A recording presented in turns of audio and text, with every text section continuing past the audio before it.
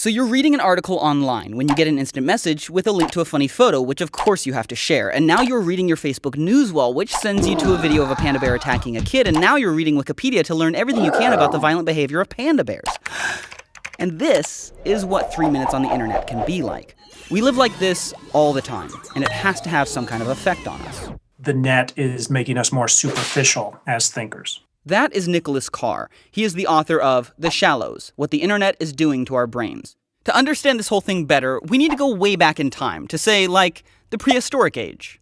You wanted to know everything going on around you, because the more you knew about your surroundings, the less likely you were to get attacked by a predator. And there's even evidence that our brains release some dopamine, pleasure-producing neurotransmitter chemical, to reward us for seeking out and finding new information.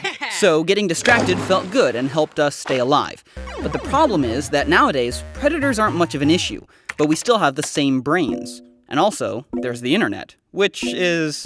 It's an incredibly information-rich environment that the net creates for us, and that's why we use it so much. I mean, sounds, pictures, words, text. And what this tends to do is promote a sort of compulsive behavior in which we're constantly checking our smartphone, constantly glancing at our email inbox. We're kind of living in this perpetual state of distraction and interruption. Which is dangerous because... that mode of thinking crowds out the more contemplative, calmer modes of thinking. And that focused, calm thinking is actually how we learn. It's a process called memory consolidation. And that means the transfer of information from our short-term working memory to our long-term memory. And it's through moving information from your working memory to your long-term memory that you create connections between that information and everything else you know. So you've got this awesome life-changing piece of information in your short-term memory, but then you hear that email ding and poof, there it goes. That email takes its place and you never get a chance to learn anything, all because of one distraction. So attention is the key, and if we lose control of our attention or are constantly dividing our attention, then we don't really enjoy that consolidation process.